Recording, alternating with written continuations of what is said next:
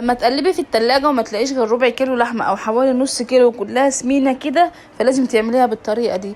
هقول لكم على طريقة حلوة جدا، اول مرة اعملها، عملتها قبل كده بس بالفراخ مش باللحمة، وعجبتني جدا جدا جدا جدا جدا، وعجبت ولادي كمان.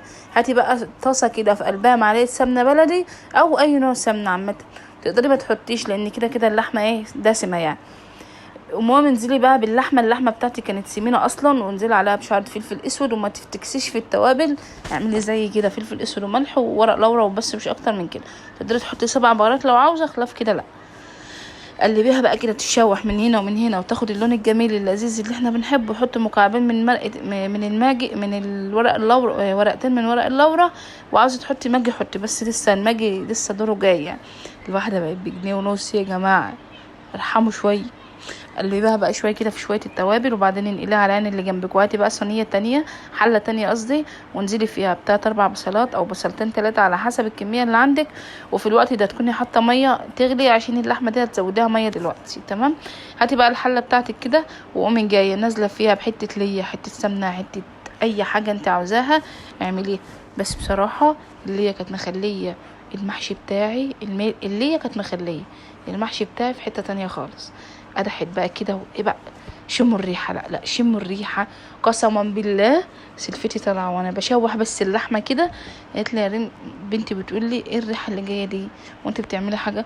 قلت لها مفيش، كنت لسه بشوح اللحمه. طبعا يا جماعه يعني الحمد لله الحمد لله الحمد لله الحمد لله يعني.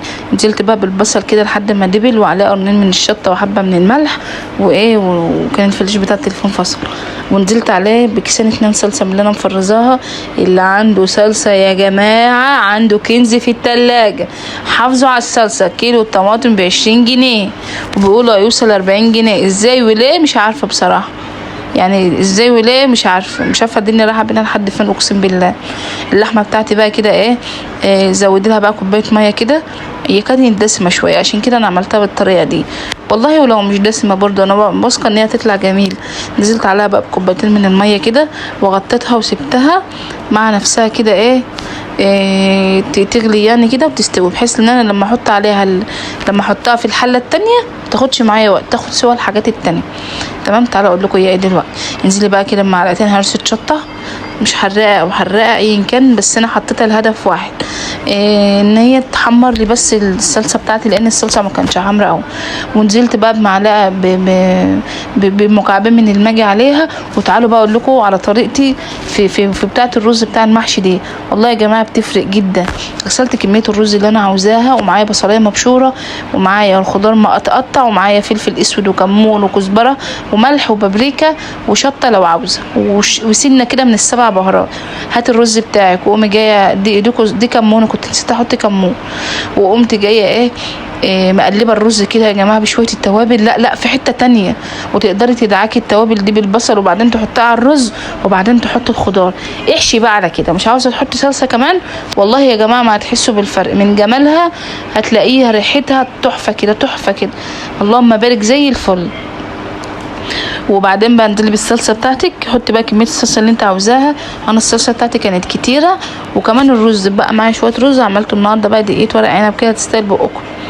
المهم قمت جايه نازله بالصلصه بعد ما سبكت معايا وكانت زي الفل كده معايا اهين، ونطرت الايدام بتاعها على الوش، وقلبتها تقليب كويس جدا. وبعدين كان معايا بقى حوالي 1.5 كيلو من البتنجان، وكان قرن كده من الفلفل الاخضر. وقمت جايه هحشيهم بقى في قلب الحله. اللحمه بتاعتي بقى اللي انا شوحتها دي، او اللي انا اديتها زي ربع سوا كده مثلا ولا نص سوا دي، تعالوا بقى اقول لكم هنعمل فيها ايه. قطعت بصلايه تحت في القعر بتاع الحله، وعليها شعره من الخضار المحشي بسيطه جدا. عايزه تحطي طماطم حطي، عايزه تحطي اي حاجه من الجزر مثلا، حاجات من دي حطي. نقطت بقى كده اللحمه بتاعتي، وقمت جايه حطاها. اللحمه تعتبر مستويه اصلا يعني 3/4 سوا كده. قمت جايه حطها تحت في القعر. اوعي ترموا شويه الصوص اللي نازل من اللحمه دي، لان احنا ما عندناش شرب، فهنعمل شوربه كدابه. وقومي جايه بقى حاشيه شويه البتنجان بتوعك دول، وانت واقفه زي ما انت كده على شويه اللحمه. لا يا جماعه انتوا بتاكلوا حاجه كده فخامه الفخامه. اللحمه طبعا ادت للبتنجان طعم، ومع بقى طبعا نفسنا في المحشي عامه مخليها زي الفل. الصلصه دي كانت زياده عندي ركنتها، وبعدين ده الصوص اللي كان باقي من اللحمه اهو ما رمتوش يعني.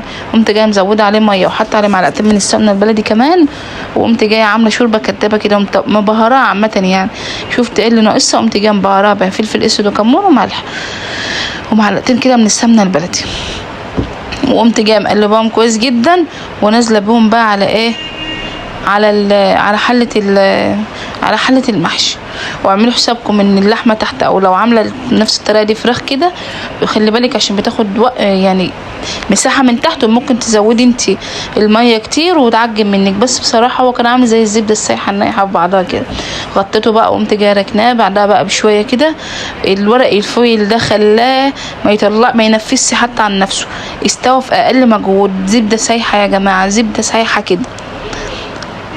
ان شاء الله هتجربيه وهيعجبك الطريقه جدا جدا. حبيت بقى اعمل لهم كمان ايه، دي معلقه سمنه بلدي كده على الوش كده لزوم التلميع كده. وايه تقدري بقى تشيليه في الوقت ده تحطيه في قلب صينيه وتحمريه في الفرن، بس انا كنا عاوزينه كده.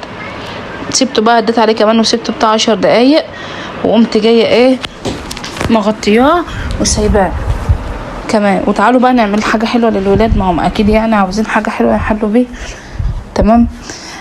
كان عندي بطاطا غسلتها كده ونشفتها كويس بحته فوطه او بقماشه نضيفه عندي اكون عارفه ان هي نضيفه يعني. وقمت جايه ايه رصاها في قلب الصينيه بتاعتي، ومعايا الكيس الحراري ده، وادعم بقى 3-4 ساعات في قلب الفرن عشان تتشوي في الاخر تتحرق والجو ده. بصراحه كنت كرهت البطاطا بسبب الحوار ده. المهم مسكتها كده شقتها، وهو تعوري نفسك عشان انا كنت اعور نفسي. وقمت جايه ايه اللهم صل على سيدنا النبي عليه افضل الصلاه والسلام، في الكيس الحراري اللي قمت جايه حطها كده زي ما انتم شايفين. كيس يا جماعه اصلا البتاع كلها على بعضها بحوالي 6 جنيه. نقلت الصينيه في صينيه تانية عشان ده كان صغيره شويه، وانزلي عليها بكوبايه ميه. قبل بقى ما تنزلي عليها بكوبايه ميه قومي جايه حطي الميه في الصينيه مش في البطاطا، انزلي عليها بقى مع 3-4 معالق من السكر كده، وقومي جايه ايه حاطه عليها لا اما فانيليا لا اما قرفه. انا عملتها بالقرفه، احنا بنحب القرفه. وقمت جايه مقلباها في بعد حوالي نص معلقه من القرفه كده صغيره يعني. تقدري بقى تستبدلها بفانيليا زي ما انا قلت لك، بس القرفه والله يا جماعه بتخليها حلوه قوي. وتخلصي بقى تحطي على صوص كراميل كده. يا لا يا جماعه احنا في حته ثانيه خالص. وبالاستكايه بتاعت بالرباط بتاع الكيس، وقمت جربتها ومدياله كده خرم بالسكينه عشان ايه ما يلسعنيش يعني. وحطيتها في الفرن وما استغرقتش اي وقت خالص، ما كملتش حوالي ساعه الا ربع كده في قلب الفرن. وقمت جايه طبعا احنا في الوقت ده اصلا بصراحه يعني في الوقت ده كناش لسه اتغدينا، جانا الباب يخبط. انما لما البطاطا طلعت كنا احنا اتغدينا.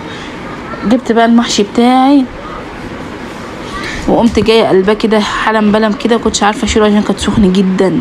محشي يا جماعه يعني سخن مولع، وللاسف الفلاش كان طفى يا جماعه. والله العظيم شويه محشي انا ما اكلتهمش في حياتي. اللحمه مستويه والحله جميله مش محروقه وما فيهاش اي كان شيء يضايقك خالص. هاتي بقى الطبق كده وشوفي كده، طب ورينا يا ستي هو مستوي ولا مش مستوي، مجلد ولا مش مجلد. طبق شوربه لسان عصفور كده كدابه. وهنا جنة كانت بتقول لكم ما تنسوناش في كلمه حلوه من قلبكم.